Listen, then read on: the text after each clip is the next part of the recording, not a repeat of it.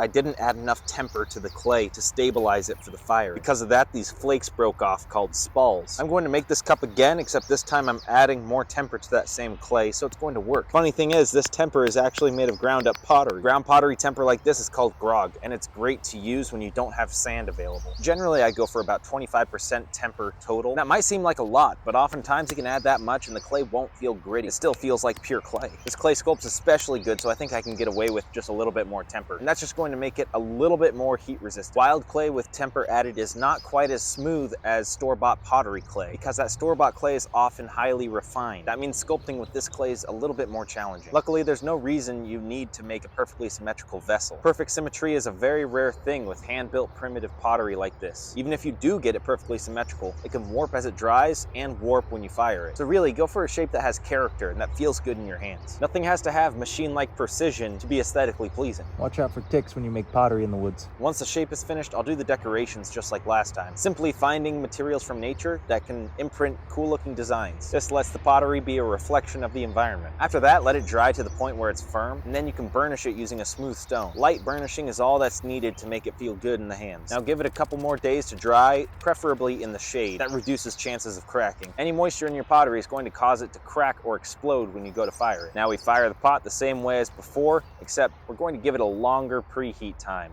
Especially if you're new to this, give it long preheats where it's slowly climbing in temperature the entire time. Sometimes you have to be creative to achieve this. On long, hot work days like this, I'm glad to have this gravity bag water filter. You never have to fire pottery individually like this. You can fire many pieces at once, as long as you can build up a fire big enough around them all. So go on out and give this a try, and let me know if you've made primitive pottery like this before. If all goes well and it doesn't crack during the preheat, and you get the fire built up around it, then your pottery will come out like this. A whole new sense of character and color from the firing process, an attractive bell-like tone when you tap it, and most importantly, water's not going to dissolve it.